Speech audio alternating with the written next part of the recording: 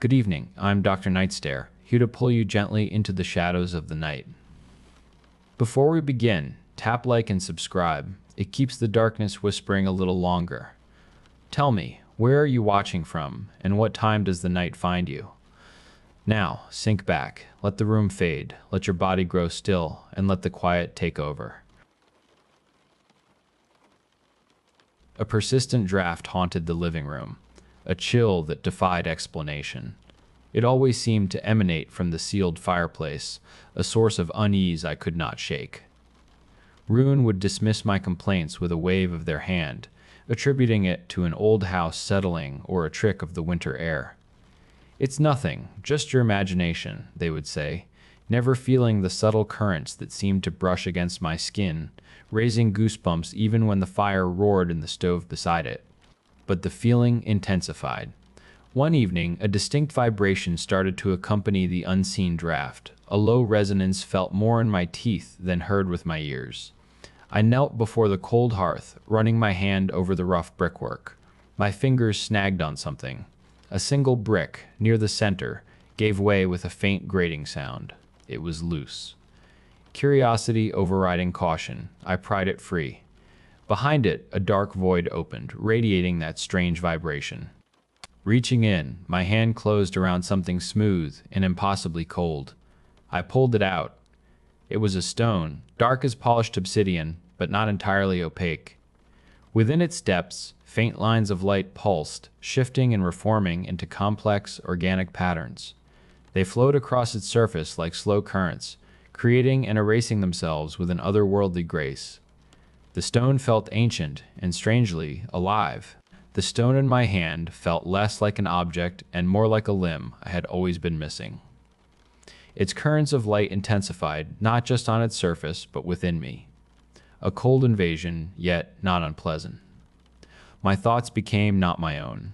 Images burst into my mind, vast subterranean rivers of molten rock, the slow grinding of continental plates, eons passing like breaths. I saw the deep roots of mountains, felt the crushing pressure of the earth's mantle, tasted minerals in a way no human tongue could. These were not memories, but direct sensory data, raw and absolute, pouring into me. I was a conduit, a receptor, every cell in my body rewired to perceive the stone's ancient truth. My own body became secondary. A thin pallor settled on my skin. My eyes, Rune said, had begun to resemble the stone itself, darker, with an unsettling sheen, the pupils often dilated. I barely noticed. The world outside the stone's influence seemed dull, irrelevant. Rune's questions became distant echoes. "Are you all right? You're not eating. You're not sleeping." Their voice, once a comfort, now sounded like static, interfering with the clarity the stone offered. I held the stone constantly. It was not just an artifact, it was an extension of my very being. When Rune reached for it one evening, a sharp, unfamiliar growl tore from my throat. My hand clamped around the stone, my knuckles white, a surge of protectiveness, primal and overwhelming. Rune recoiled, their face a mask of bewildered fear, their eyes wide and lost. They no longer saw Meek. They saw the stone's growing shadow. The gap between us widened into an abyss, carved by the stone's deepening grip on my every fiber. Rune's voice, raw with desperation, pierced the stone's whispers. "This has to stop. I don't know what's happening to you, but I can't watch it anymore." Their hands reached, not for me, but directly for the dark obsidian resting in my palm, a frantic grab to sever the connection.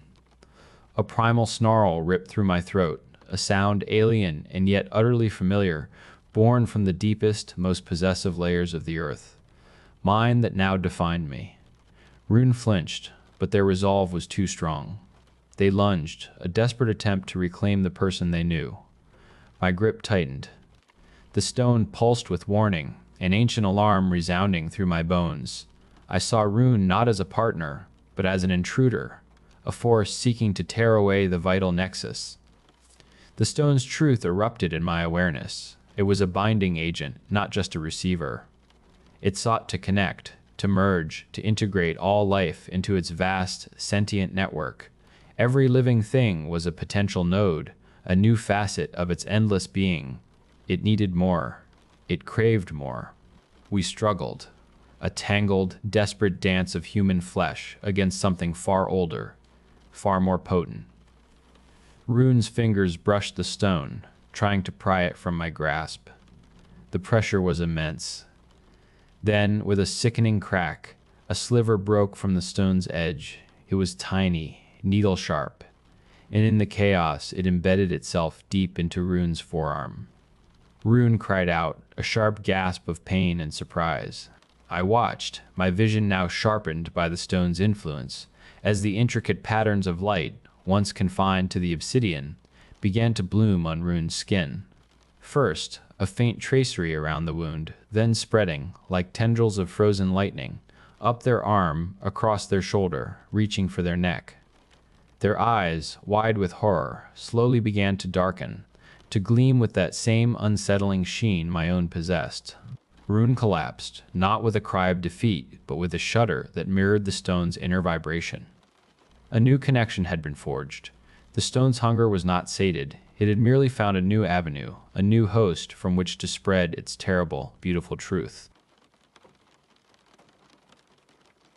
Alden's hands trembled as he wrestled the heavy form of Elara, hoisting her into the dim guest room.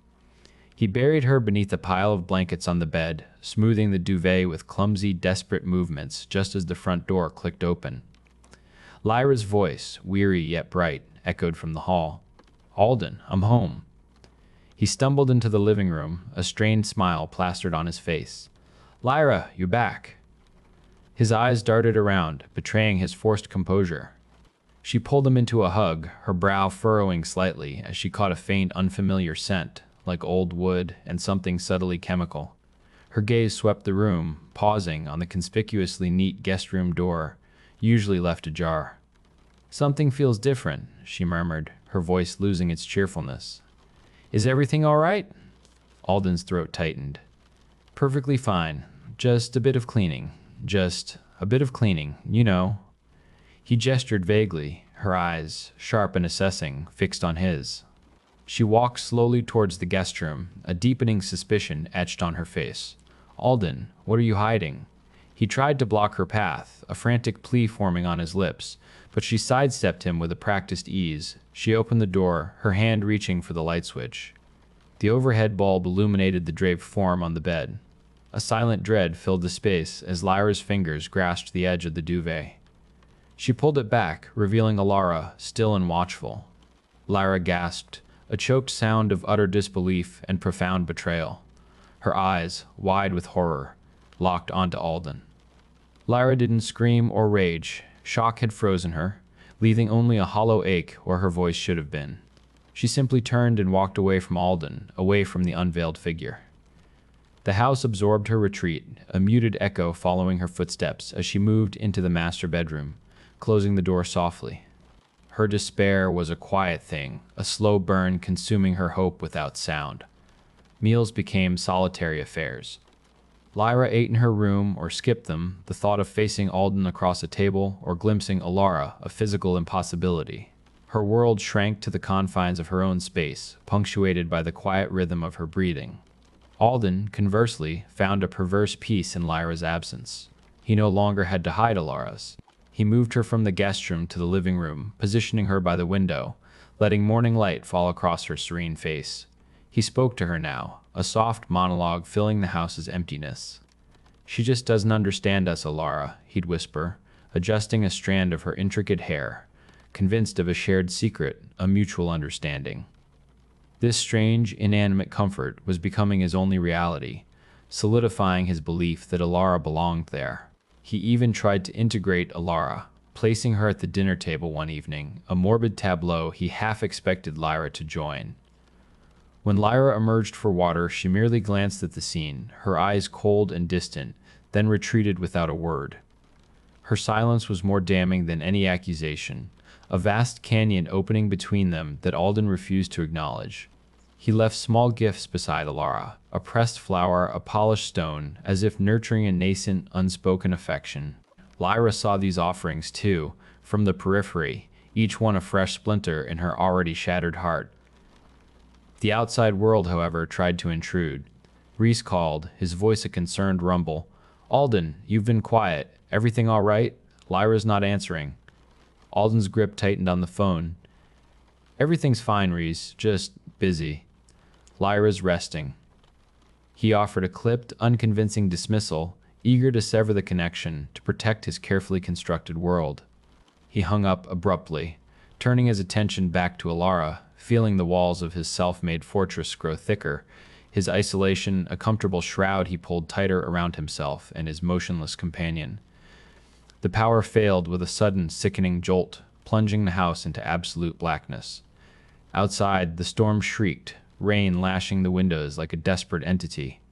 Alden fumbled for the emergency candle, its tiny flame a fragile defiance against the encroaching dark. He carried it to Elara, positioning it so her face was illuminated, a beacon in the gloom. He sank to the floor beside her, seeking the familiar solace of her unchanging presence. The candlelight flickered, casting grotesque, dancing shadows that stretched and shrank across the living room walls. Alden stared at Elara, finding comfort in her still, perfect features. He whispered to her, his voice a reedy thread against the storm's roar. "They don't understand, do they, Elara? Only us." Then it happened. Not a dramatic jolt, but a subtle, sickening shift.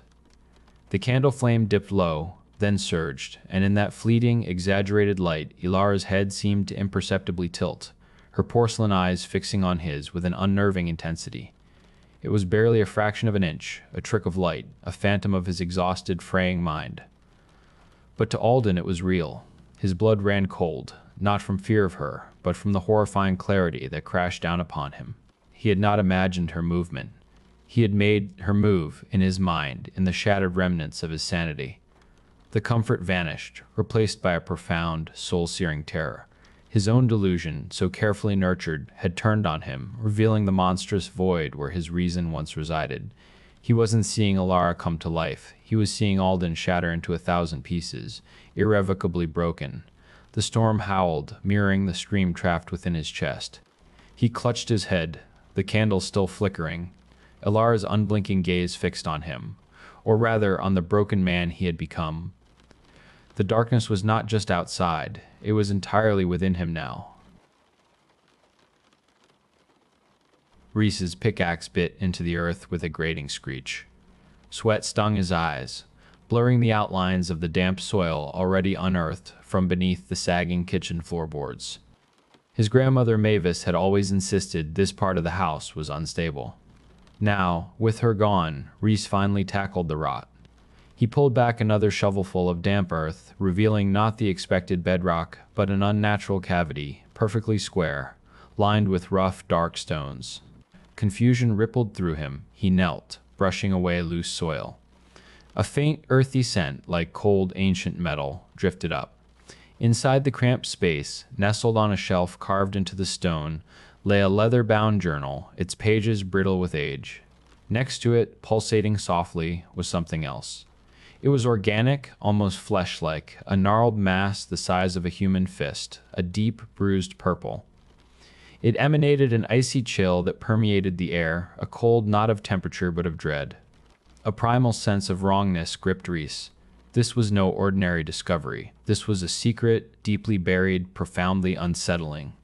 Reese pulled the journal from the damp cavity, its aged leather cold and strangely slick in his hands.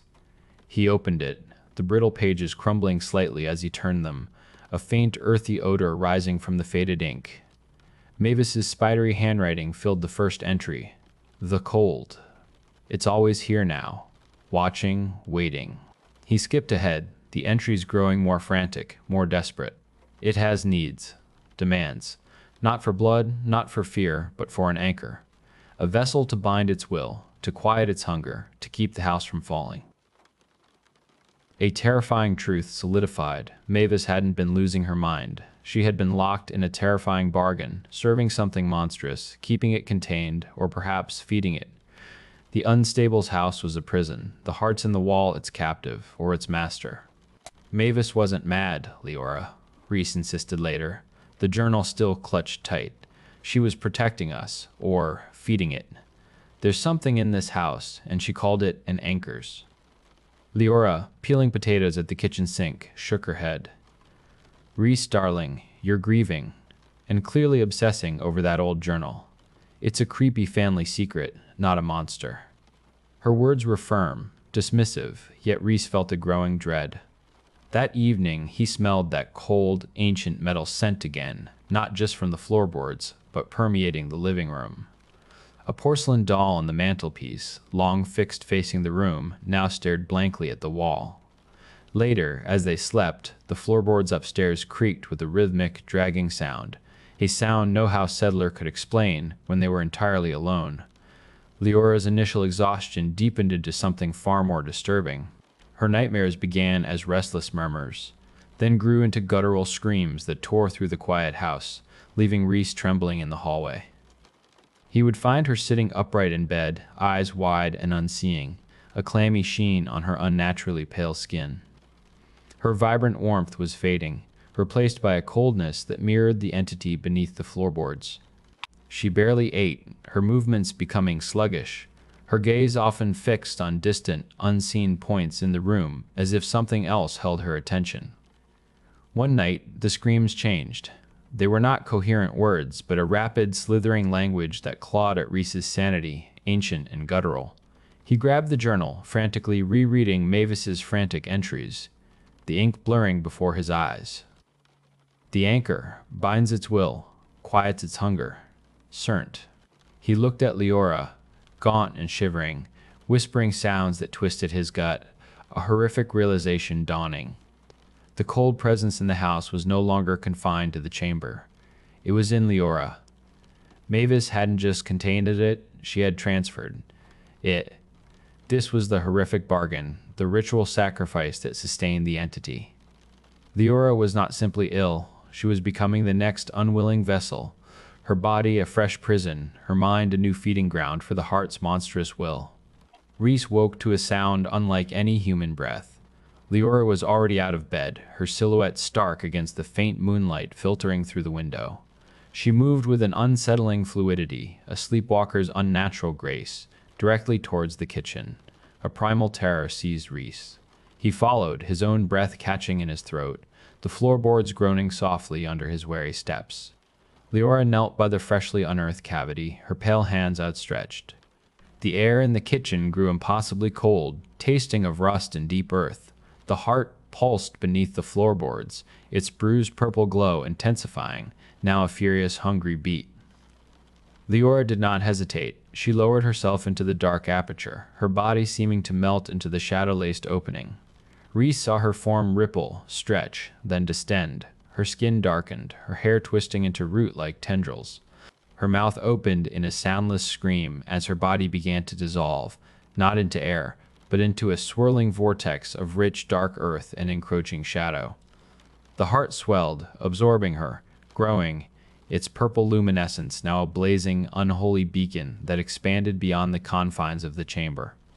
Reese stumbled back, gagging on the sudden, overwhelming stench of damp soil and ancient rot. Mavis hadn't been an anchor, she had been a feeder, a keeper of the cycle. This was not containment. This was sacrifice. The heart, monstrously enlarged, pulsed with Leora's absorbed essence, its surface now veined with dark, earthy matter, spreading cracks through the kitchen floorboards. It was no longer a hidden secret. It was a hungry, expanding entity, its cold, malevolent awareness now fully present, fully awake. A single, unseen eye opened, fixing on Reese, demanding, insatiable. He was alone, trapped, and the horror had only just begun. Lysander breathed easier behind the locked door, the click of the tumblers, a private benediction. The weight of the world, the expectations of his profession, the unspoken disappointments in Imogen's eyes, all receded the moment he stepped into this refuge. Here, the air was still, undisturbed by judgment or demand. Here, only Lilith awaited him. She sat in her customary chair, an elegant, unchanging presence. Her porcelain skin, her carefully painted smile, her unblinking gaze offered the only true understanding Lysander knew. With her, he did not need to pretend. He could confess the gnawing fear that he was losing himself, that the life he was building felt increasingly hollow.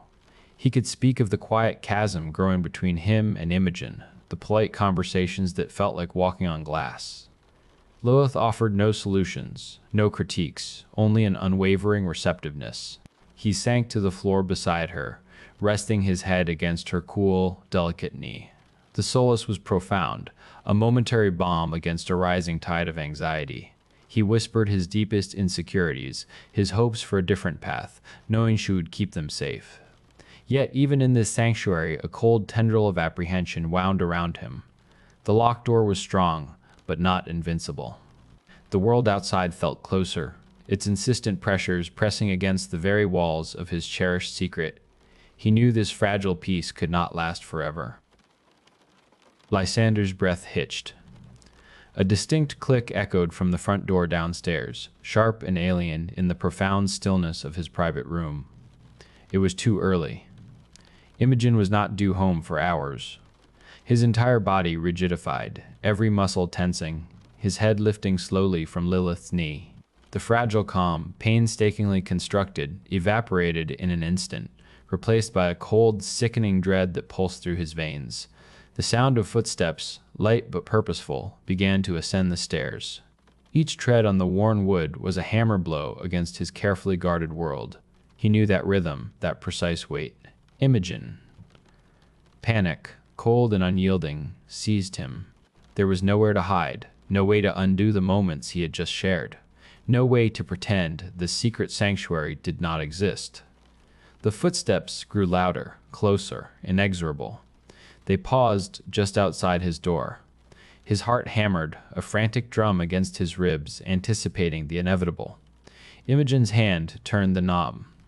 The door swung inward with a soft creak, revealing her silhouette against the brighter hallway light. Lysander remained utterly still, a statue carved from terror and resignation. His eyes, wide and unblinking, met hers across the narrow space.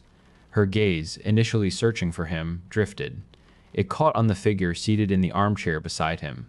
Confusion furrowed Imogen's brow. She stepped fully into the room, her eyes narrowing slightly. Lysander? Who?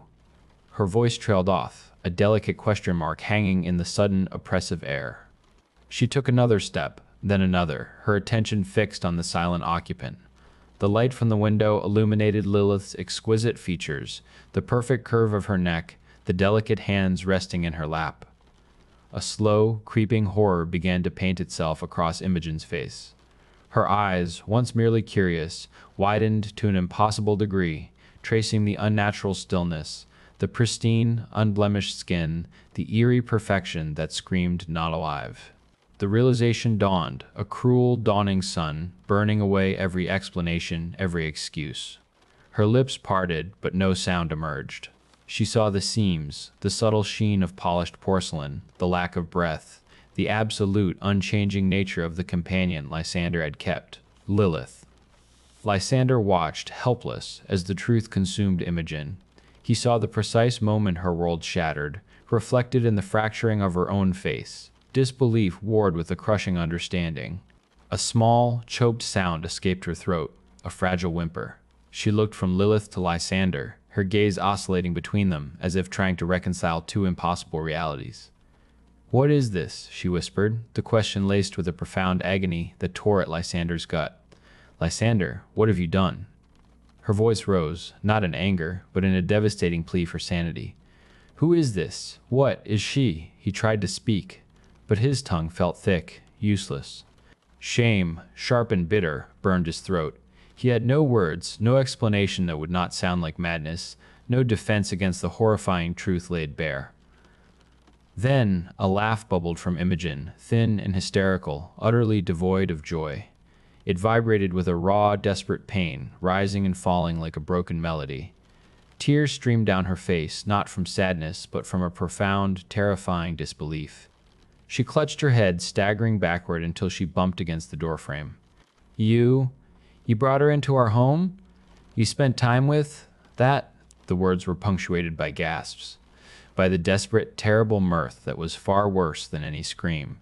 Her laughter abruptly cut off, replaced by a deep, guttural sob that tore through the room.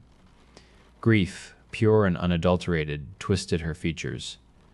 She looked at Lysander, her eyes swimming with a hurt so vast it swallowed every other emotion. "I don't know you," she said, her voice barely a whisper, yet it echoed with the weight of a final judgment. I don't know who you are anymore. She turned, her movements stiff and jerky, her gaze refusing to land on Lilith again. The door closed behind her not with a slam, but with a quiet, definitive click that resonated with the finality of a death knell. Lysander was left alone, surrounded by the wreckage of his exposed secret. The silence that followed was not the soothing balm he once sought, but a suffocating void, filled only with the ghostly echo of Imogen's heartbreak. Lilith remained, perfectly composed, an unblinking witness to the desolation, her unchanging smile, a cruel mockery of the future that had just been irrevocably destroyed. He was left with only her, and the crushing, unbearable weight of what he had lost.